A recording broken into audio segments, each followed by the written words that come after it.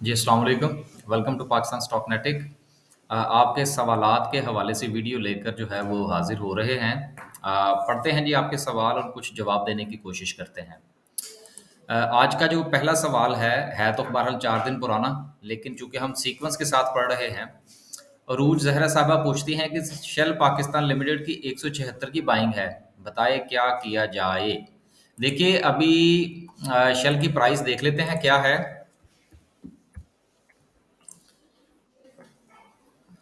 Shell जो है वो अभी तो 117 रुपए पर ट्रेड कर रहा है, जिसके चांसेस ये हैं कि आने वाले दिनों में कोई 110 तक भी जा सकता है। देखिए अभी थोड़ा-सा आप इंतज़ार फरमाइए और उसके बाद जैसे ही ये 120 क्रॉस करे, 120 से 30 के दरमियान आप इसमें बाइंग सेलिंग करें।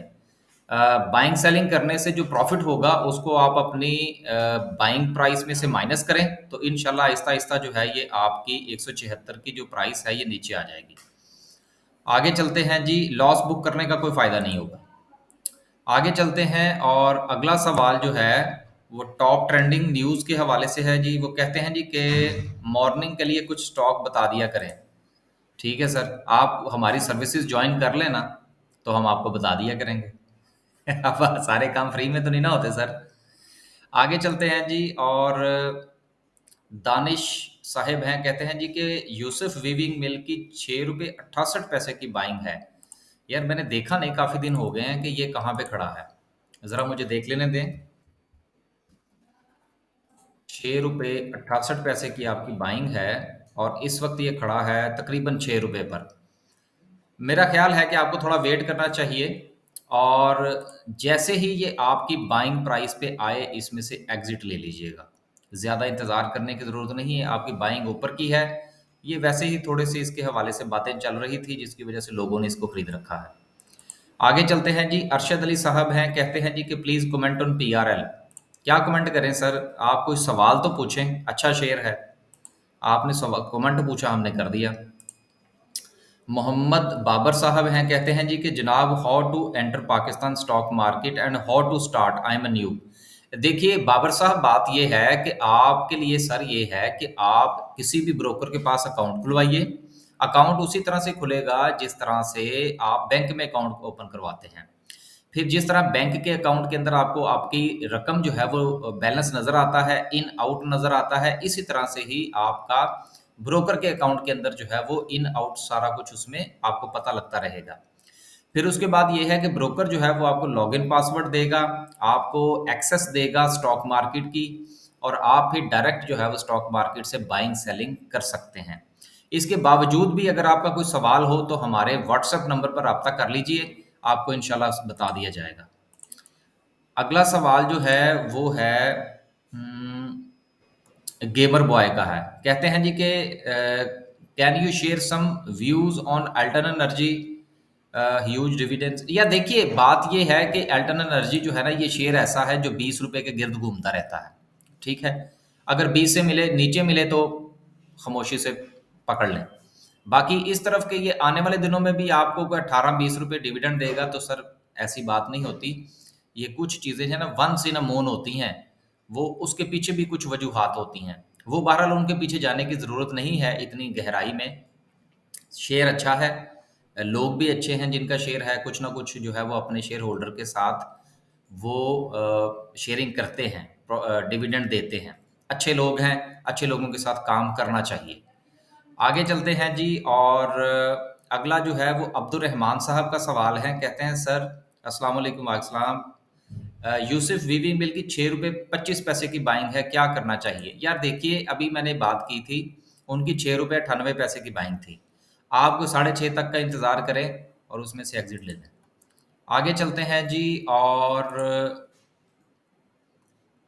मैथ पॉइंट के नाम से सवाल है। कहते हैं जी कि sir having 1700 IPL health health care, 76 रुपए की बाइंग है, cash with me is around 1 lakh. 1 lakh है, 10 लाख है? 1 लाख। Advice please. यार मैं जरा देख लूं कि आईबीएल हेल्थ केयर जो है ये कितने पर ट्रेड हो रहा है।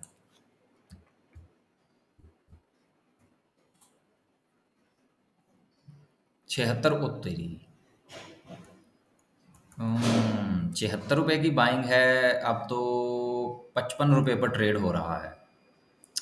1 मिनट जी, मुझे ज़रा थोड़ा-सा इसका जायज़ा ले लेने में, काफ़ी दिनों से मैंने इसको नहीं देखा यार। पे आउट्स मुझे ज़रा इसके फाइनेंशियल्स देख लेने दें। 2022 में अभी तक इसकी ₹3 की अर्निंग है। 21 में इसकी अर्निंग जो थी वो ₹5.56 की थी और पे आउट्स इसका 10% का था। हम्म, ठीक है। आप ऐसा कीजिए, मैथ पॉइंट साहब, आप ऐसा कीजिए कि 1700 आपके पास हैं और 50 तकरीबन ₹54 पर ये चल रहा है। अगर आप 1 लाख के खरीदेंगे तो 2000 शेयर आपके और आएंगे। आप ऐसा कीजिए कि इसकी ₹52 पर, ₹51 पर नज़र रखें। 50 से ऊपर ₹51 पर नज़र रखें, ₹52 पर नज़र रखें, 52.5 पर रखें। इसके अराउंड जो है ना वो आप 500 शेयर इसके और खरीद लीजिए। और उसके बाद दूसरा इसका टारगेट आप रखें ₹48 का। ये मैं आपको बता रहा हूँ आईबीएल हेल्थ केयर का, कि पहले जो है वो आप कोशिश ये करें कि ₹50 के आगे पीछे 51, 52, 52.5 इसके अराउंड 500 शेयर खरीद लें। उसके बाद आप इसको देखें 46 से 48 के दरमियान, और 500 शेयर आप उस वक्त खरीद लें। ठीक है। उसके बाद आप क्या करें कि ये जो बाइंग आप 500 वाली करेंगे इस रेंज के अंदर, ठीक है, इसको अगर आप फर्ज कीजिए कि आप ₹52 पर भी 500 शेयर खरीदते हैं, ठीक है, आप ये जरा जहन में रखिएगा। ये जो बाइंग आपकी हो इसको इस पर बेच दीजिएगा, और ये जो बाइंग हो इसको 60 के अराउंड आप बेच दीजिएगा। ठीक है। और ये जो सारा प्रॉफिट हो इसको आप अपनी ऊपर वाली बाइंग में से माइनस कर लीजिएगा। ठीक है। और फिर मुझे बताइएगा कि कुछ समझ आई कि नहीं आई। अगर नहीं आई होगी तो फिर दोबारा समझा देंगे। आगे चलते हैं जी, और अगला सवाल जो है वो है, पता नहीं किस नाम से है। Sir, technical terms you are using in your video like, ये तो हो गया था सवाल यार। ये दोबारा फिर आपका आ गया जी सवाल। कल ही अभी इसके बात हुई थी। मोहम्मद अरीश साहब हैं, कहते हैं जी सर, स्टॉक मार्केट में डेमो से रियल ट्रेडिंग में आ जाने के बाद इमोशंस बहुत ज़्यादा एक्सट्रीम हो जाते हैं और फैसला आसानी में बहुत मुश्किल का सामना होता है, कोई ट्रिक बताइए। Very good. देखिए, मोहम्मद अरीश साहब का बहुत अच्छा सवाल है, बहुत ही अच्छा सवाल है। इस किस्म के सवालात की जो है वो हमें ज़रूरत है, ताकि लोग इससे फ़ायदा उठा सकें। अब देखिए, इसके ऊपर मैं 2 मिनट बात करना चाहूँगा। देखिए, जिस वक़्त आप डेमो अकाउंट के ऊपर काम कर रहे होते हैं और उसके बाद आपके इमोशंस जो हैं वो रियल अकाउंट में जब आप काम करते हैं तो कंट्रोल नहीं होते। इसका सबसे बेहतरीन तरीका जो है वो, हमने यही चीज़ अपने असातिज़ा के साथ भी डिस्कस की। हमने उस्ताद साहब के साथ यही बात डिस्कस की जी कि मामलात हाथ में नहीं रहे थे। तो उन्होंने आगे जो चीज़ फ़रमाई वो ये थी, वो कि उन्होंने कहा कि आप ऐसा कीजिए कि आप अपने से बड़े किसी को उस्ताद मान लीजिए, किसी को अपना गुरु मान लीजिए। अगर आपको किसी पर भी एतबार नहीं है या किसी से भी आप मुतमिन नहीं हैं, तो आप क्या करें कि आप अपने सामने एक कॉपी पेंसिल रख लें और उसके ऊपर लिख लें और उससे मशवरा कर लें। अब ये सारी बात करने का मकसद क्या है? मकसद ये है कि आप जिस वक़्त अपने इमोशंस को कंट्रोल ना कर पाएँ, तो अपने आप को किसी के साथ अटैच कर लें, किसी के साथ नत्थी कर लें कि जी उससे पूछे बगैर या उससे मशवरा किए बगैर मैं डिसीज़न्स नहीं लूँगा।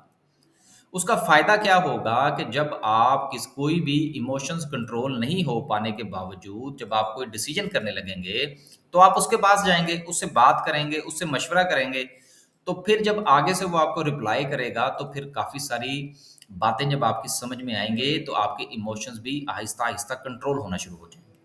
तो शुरू में जो है, आपको किसी न किसी के ज़ेरे साया काम करना चाहिए, चाहे वो आप अपने किसी दोस्त से ही मशवरा कर लें, अपने किसी भाई से मशवरा करना शुरू कर दें। बहरहाल, इन शॉर्ट वर्ड्स जो है वो ये है कि मशवरे से काम करना शुरू कर दें, आपका इंशाल्लाह ये मसला जो है ये हल हो जाएगा। वेरी गुड, बहुत अच्छा सवाल था जी। आगे चलते हैं जी। फैज़ुल हक साहब कहते हैं जी, National Bank of Pakistan profit में है, ₹10 पर शेयर लेकिन डिविडेंड नहीं देता, क्यों? सर उनकी मर्जी, वो कानूनी तौर पर बाइंडिंग थोड़ी है उनके ऊपर। ये तो बस वैसे ही वो क्या कहते हैं, वो जिसकी लाठी उसकी भैंस वाला हिसाब है। अभी तो मैं आने वाले दिनों में पाकिस्तान में बिजनेसेस के ऊपर जो है वो कुछ वीडियोस अपलोड करने का इरादा रखता हूँ कि पाकिस्तान में जो है वो बिज़नेस करना कितना आसान है, कितना कंज्यूमर को आप बेवकूफ़ बना सकते हैं, उसके पैसे के ऊपर आप कब्ज़ा कर सकते हैं, उसके पूछने वाला कोई नहीं है। जिस प्राइवेट बिज़नेस हो, प्राइवेट ऑफिसेज़ हों, गवर्नमेंट के हों, हर जगह पे जो है वो फ़िरौन बैठे हैं। तो बहरहाल अब ये बात कहीं और निकल जाएगी।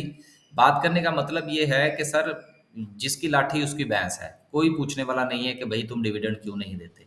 लेकिन लेकिन जिस प्राइस पर इस वक्त नेशनल बैंक है, बुरा नहीं है। आगे चलते हैं, आगे चलते हैं जी। और अगला सवाल हम शामिल करते हैं जिशान साहब का। कहते हैं जी सर, डबल जीएल का टारगेट प्राइस क्या होगा, इस पर काइंडली। नहीं यार, इस तरह से नहीं सर, सवाल की कुछ जो है वो नोक पलक संवार कर आप लिखा करें। देखिए, आप सवाल एक लाइन आप लिखते हैं, उस पर हमारा पूरा वक्त लगता है, हम उसको पढ़ते हैं, उस पर अपने कमेंट्स देते हैं। दूसरी जो वीडियो देखने वाले लोग हैं वो उन सवालात को सुनते हैं। तो सवाल भी आधा इल्म होता है। अब इस पर ज़रा मैं थोड़ी सी बात करता चलूँ। सवाल जो है ये आधा इल्म होता है।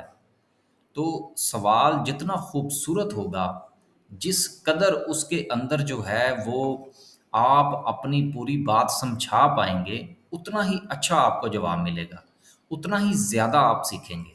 तो मैं कहता हूँ कि सवाल पूछना सीखें। जिस दिन आपको सवाल करना आ गया, उस दिन आपको जवाब समझ में आना शुरू हो जाएगा। आगे चलते हैं। आगे चलते हैं जी। और ज़ीशान साहब का सवाल तो हो गया। एनीथिंग कहते हैं जी कि सर वेव्स की साढ़े 18 रुपये 60 पैसे की बाइंग है, 6,000 शेयर्स हैं, 80,000 अमाउंट फ्री भी है मेरे पास। चलें देखें ना, कोई बात तो समझ में आई। 18.5 की बाइंग है और 80,000 आपके पास है। देख लेते हैं जी। आने वाले दिनों में हम आहिस्ता आहिस्ता जो है वो ये शेयर्स बताने छोड़ देंगे, क्योंकि हम ये चाहते हैं कि आप कुछ सवाल ऐसा पूछें जिससे आपको सीखने में आसानी हो। राइट। आपके लिए सर ये है कि आप 15 रुपए को जहन में रखें, ठीक है, और उसके बाद 14.50, ठीक है। यहाँ पर आप बाइंग फरमाइए। आपके पास 80,000 है, 6,000 आपके पास पहले शेयर हैं, 1,000 खरीदेंगे तो 15,000 के आएंगे, ठीक है। 2,000 शेयर यहाँ पर बाय करें इसके, और 14.5 को भी जहन में रखें और 2,000 इस पर बाय करें। ये तकरीबन आपकी 60,000 की बाइंग बनेगी, ठीक है, और 20,000 आपके पास बचेंगे। और उसके बाद जो है जिस प्राइस पर आप खरीदें उससे 5% पर आप प्रॉफिट टेकिंग कर लीजिएगा, और इस प्रॉफिट को अपनी ऊपर वाली बाइंग में से माइनस कर लीजिएगा। एवरेज करके, एवरेज का इंतज़ार करने की ज़रूरत नहीं है। इस फार्मूले को देखें, इंशाल्लाह अफाका होगा। ना हो तो मुझे बताइएगा। आगे चलते हैं जी। और अगला सवाल जो है वो इफ्तिखार अहमद साहब का है। कहते हैं जी कि what is the multiple of the market. देखिए, ये मल्टीपल की हम बात करते हैं ना, अभी मैंने पिछले दिनों ये लफ्ज़ इस्तेमाल किया था, मेरा ख्याल है शायद उसी मद में आप पूछना चाह रहे हैं। देखिए, ये मल्टीपल का भी कोई थंब रूल नहीं है, ठीक है ना। ये सिर्फ कुछ आइडियाज़ होते हैं किसी चीज़ को मापने के लिए। मल्टीपल का मतलब ये होता है, एक जिस तरह आप यूँ समझ लीजिए कि आप अगर 1,00,000 रुपया बैंक के अंदर रखते हैं, तो बैंक आपसे कहता है जी कि हम आपको देंगे मिसाल के तौर पर 10,000 साल का। अब ये 10,000 का जो है ये आपके पास एक जो है ना वो फिगर आ गई। अब इसकी बेस पर आप अपने बिज़नेसेस की जो है वो कैलकुलेशन कर सकते हैं, ताकि आपको ये समझ लगे कि अगर इतना पैसा डिवैल्यू होता है तो आपका बिज़नेस जो है वो किस तरह से ग्रो करना चाहिए ताकि आप नुकसान में ना रहें। तो इसी तरह से ये जो मल्टीपल होते हैं ना, बेसिकली ये इसलिए रखे जाते हैं ताकि आप शेयर्स की एवेल्युएशन कर सकें। तो आपने ये देखना है कि जो शेयर आप खरीद रहे हैं वो सर्विसेज सेक्टर का है या कि वो जो है वो मैन्युफैक्चरिंग सेक्टर का है। जिसके ओवरहेड्स जितने ज़्यादा होंगे उसका मल्टीपल उतना कम होगा, यानी कि वो शेयर जो है वो उतना महंगा होगा। मसलन अगर मैन्युफैक्चरिंग का शेयर्स है तो वो आप 15 के मल्टीपल पे ही दे सकते हैं, 10 के मल्टीपल पर भी देख सकते हैं। डिपेंड करता है कि वो प्रोडक्ट क्या बना रहे हैं। अगर सर्विसेज सेक्टर का है तो आप 20 के मल्टीपल भी, यानी कि आप यूँ समझ लीजिए कि उसके चूँकि ओवरहेड्स कम होते हैं, तो आप उसको 20 के मल्टीपल पर भी इवैल्यूएट कर सकते हैं। ये अभी मैंने इन शॉर्ट समझाने की कोशिश की है, किसी दिन इंशाल्लाह इसके ऊपर पूरी वीडियो बनाएंगे। लेकिन अगर फिर भी कहीं कोई समझ ना आई हो तो दोबारा फिर पूछ लीजिएगा, हम इंशाल्लाह फिर दोबारा इसके ऊपर थोड़ी रोशनी डाल देंगे। जमील अहमद साहब कहते हैं जी यस, ठीक है जी यस। अगला सवाल जो है वो है गेम जोन का ही है। कहते हैं जी कि सर शेल की बाइंग 206 की है। यार ये इसके ऊपर बात हो चुकी, आप उसी चीज़ को फॉलो कर लीजिए। पाकिस्तान नेशनल जहांगीर अब्बास साहब हैं, कहते हैं जी कि पाकिस्तान नेशनल शिपिंग कॉरपोरेशन कैसा है लॉन्ग टर्म के लिए? अच्छा शेयर है, बताइए किसी को बताए बगैर चुप करके इसकी बाइंग शुरू कर दें। अगला सवाल सुल्तान महमूद साहब का है, माशाल्लाह ग्रेट वर्क, बहुत शुक्रिया जी आपका। आगे चलते हैं जी, और अगला सवाल जो है वो तैमूर साहब का है। कहते हैं जी कि अस्सलाम वालेकुम। वालेकुम सर, मेरा पीआईए की 4 की बाइंग है, मैं लॉन्ग टर्म के लिए इसको होल्ड कर सकता हूँ? शुक्रिया। चुप करके होल्ड और ख़रीदते जाएं जैसे जैसे नीचे जाए, किसी को बताइएगा भी नहीं। आखिरी सवाल आज का शामिल करते हैं जी, वो है तारिक भट्ट साहब का। कहते हैं जी कि सर पाकरी में इतना अच्छा डिविडेंड और इतना अच्छा बोनस देने की बावजूद 30 से भी कम क्यों? यार इसके ऊपर तफसील से बात करेंगे किसी दिन, पाकरी के ऊपर आपको इंशाल्लाह तफसील से किसी दिन बताएंगे, लेकिन फ़िलहाल इसके पीछे भागने की ज़रूरत नहीं है। बस जी आज के लिए सिर्फ इतना ही। इंशाल्लाह मार्केट की वीडियो जो है वो थोड़ी देर में अपलोड हो जाएगी। अल्लाह हाफिज़।